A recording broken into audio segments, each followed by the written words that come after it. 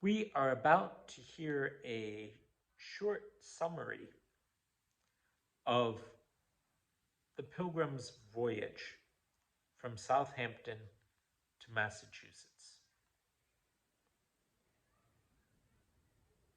Here is Bradford's description. He gives it the heading of their voyage and how they passed the sea and of their safe arrival at Cape Cod. September 6th. He doesn't give the year, just September 6th. These troubles being blown over, and now all being compact together in one ship, the one ship that they had bought, the Godspeed, turned out to be too leaky, and they had to turn back and take everybody who had been spread out on the two ships and put them all together on the Mayflower. So they were more crowded than they expected. But they put out, he says, with a prosperous wind which continued diverse days together, which was some encouragement unto them. Yet according to the usual manner, many were afflicted with seasickness. And I may not omit here a special work of God's providence. There was a proud and very profane young man, one of the seamen, of a lusty able body, which made him the more haughty. He would always be condemning the poor people in their sickness, and cursing them daily with grievous execrations, and did not let to tell them that he hoped to help to cast half of them overboard before they came to their journey's end, and to make merry with what they had. And if he were by any gently reproved, he would curse and swear most bitterly. But it pleased God, before they came half seas over, to smite this young man with a grievous disease, of which he died in a most desperate manner, and so was himself the first that was thrown overboard. Thus his curses light on his own head, and it was an astonishment to all his fellows, for they noted it to be the just hand of God upon him. After they had enjoyed fair winds and weather for a season, they were encountered many times with crosswinds, and met with many fierce storms, with which the ship was shroudly shaken, and her upper works made very leaky, and one of the main beams in the midships was bowed and cracked, which put them in some fear that the ship could not be able to perform the voyage. So some of the chief of the company, perceiving the mariners to fear the sufficiency of the ship, as appeared by their mutterings, they entered into serious consultation with the master and other officers of the ship to consider in time of danger, and rather to return then to cast themselves into a desperate and inevitable peril. And truly, there was great distraction and difference of opinion amongst the mariners themselves. Fain would they do what could be done for their wages' sake, being now half the seas over. And on the other hand, they were loath to hazard their lives too desperately. So they didn't know whether they should keep going or turn back, but they wanted to complete the voyage so that they'd get paid. But in examining of all opinions, the master and others affirmed they knew the ship to be strong and firm underwater.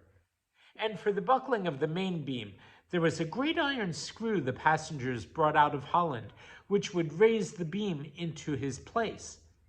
The which being done, the carpenter and master affirmed that with a post put under it, set firm in the lower deck, and otherwise bound, he would make it sufficient. And as for the decks and upper works, they would caulk them as well as they could. And though with the working of the ship they would not long keep staunch, yet there would otherwise be no great danger if they did not overpress her with sails. So they committed themselves to the will of God and resolved to proceed. In sundry of these storms, the winds were so fierce and the seas so high as they could not bear a knot of sail, but were forced to hull for divers days together.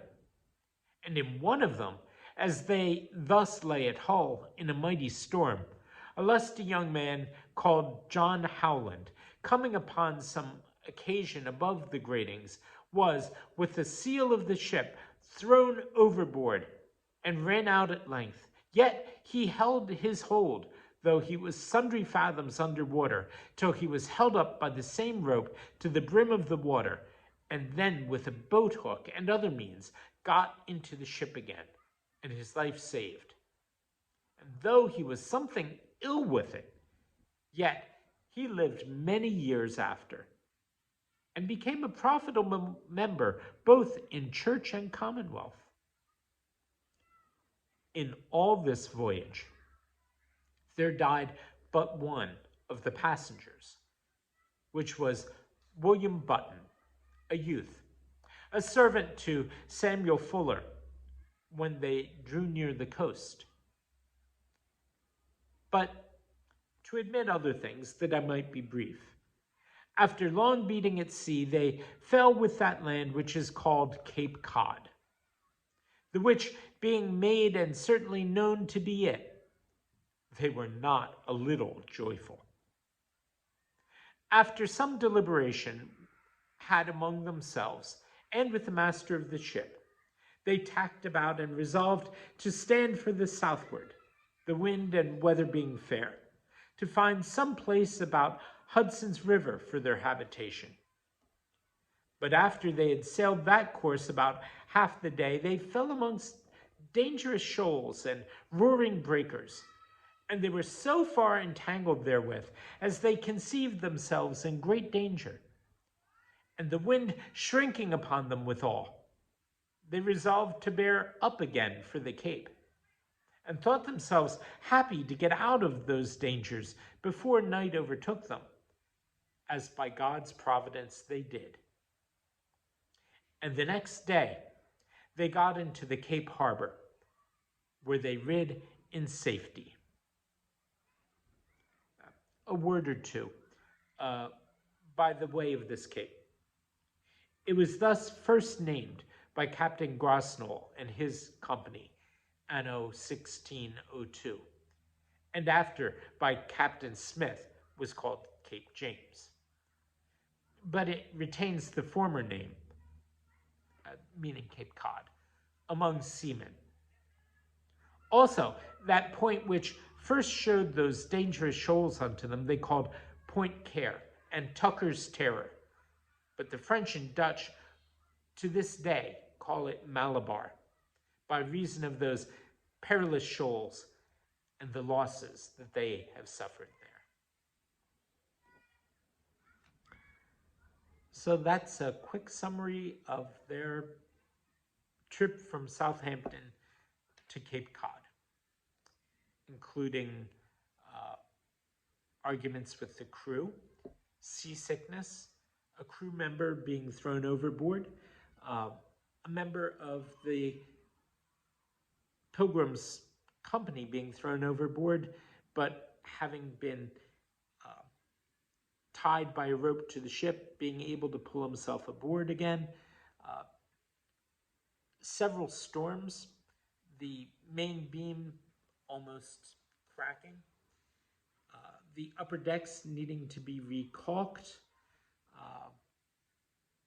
and then once they finally drew up at Cape Cod, trying to go through what we would now call Long Island Sound and not being able to get into it, giving up on trying to land around the Hudson River, the mouth of the Hudson, which would be now Manhattan, turning around and going north since they couldn't even approach that area, and heading back toward what is now Massachusetts. We'll pick it up tomorrow.